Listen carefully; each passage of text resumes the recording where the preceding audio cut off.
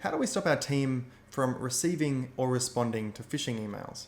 Well, what's a phishing email? It's just a fake message designed to look legitimate. It costs businesses around the world billions of dollars each year, and these emails will generally impersonate a person or a company that you trust or deal with and attempt to trick you using one of three things. They'll use a fake person, someone pretending to be someone that you know so that you share information or transfer money into the attacker's bank account.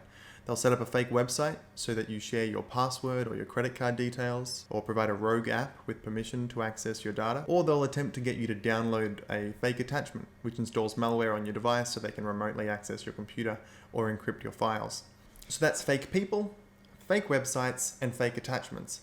If we're to give our team the best chance of avoiding phishing emails, we need to configure the features in Microsoft 365 that address these three things.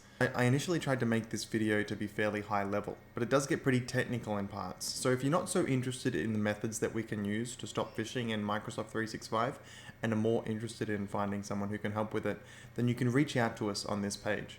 Otherwise, let's take a look at the features that we have available to us in Microsoft 365 that can protect our users from phishing. Starting with Office 365 Advanced Threat Protection. This is your organization's primary defense against phishing emails. While all Office 365 plans have a built-in anti-phish policy, it doesn't come close to what's offered in Office 365 Advanced Threat Protection, also known as Office 365 ATP. Once you purchase Office 365 ATP, you should jump into the Security and Compliance Center to check out your anti-phishing policy. Its default controls are pretty good for detecting phishing emails that impersonate your users, your domains, and your external contacts. It develops an understanding of how your users and their contacts interact, the addresses that they use, the sending infrastructure that they use, and it looks for anything that's out of the ordinary. If it's a text impersonation attempt, it will either quarantine the message or deliver it with an inline warning. You can enhance your protection by adding users in roles like CEO or CFO, these highly targeted users, to the Targeted User Protection feature. And you can also add external domains that you frequently interact with to the Targeted Domains feature. An additional option to detect fake senders is to apply a mail rule that triggers when an external sender sends a message where their display name matches the display name of an internal user. So you can see when people outside the company are trying to impersonate your internal staff. We have an example rule for this on our website that has been pretty popular among smaller organizations. So that helps address fake senders, but what about fake attachments and fake websites?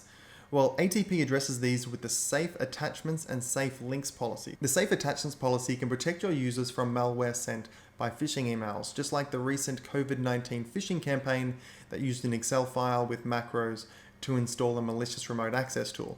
The Safe Attachments feature analyzes your attachments in a separate sandbox environment, running a bunch of checks for malware, and then it either blocks the email or removes the unsafe attachment. The Safe Links policy, on the other hand, scans your URLs in your emails for links to malicious sites. So this is designed to protect against fake sites that phishers use to harvest your users' credentials. And if a malicious website is detected, then Safe Links blocks users from visiting it. So these tools work by analyzing messages for known malware or bad links or untrusted senders and stopping them from arriving. But what happens if a bad email gets through and the system doesn't realize until later? Well, in that case, we should be using zero-hour auto purge, or ZAP. ZAP just removes bad messages from your mailboxes retroactively. Now, I've just discussed 4 different security policies in a few minutes. And if you've used ATP or Exchange Line Protection, you'll notice there's a lot of security policies to configure, and a bunch of them are already set up. So what should you do? Should you leave them as they are, or should you make some changes? Well, according to Microsoft, you should make a few changes. Microsoft has 2 levels of recommended best practices that they say will prevent most unwanted messages from reaching your team's mailboxes. These 2 levels are called strict and standard. In our experience, strict is very strict, but it's a good starting point that you can enable first and then adjust later on. Once your policies are set up, you should test your users. Teach them how to identify a phishing email and then run an attack simulation against them. With Office 365 ATP, you can run these attack simulations against your team. They help you identify and find vulnerable users before a real attack impacts them. But what happens when messages get through? What happens when users get duped and provide their login details to attackers? We should be protecting our accounts. If a user enters their credentials into a fake website, we need to make sure that an attacker can't use those credentials alone to log in. All Office and Microsoft 365 plans allow us to configure multi-factor authentication. This will ensure that an attacker can't log in without having access to an additional form of verification, such as a phone or an authentication token. And if you have a plan that includes Azure Identity Protection, you should set up your sign-in risk policy to monitor for unusual logins. These policies use machine learning to detect signs of suspicious activity, and then they can either block sign-ins or temporarily block users if something's amiss.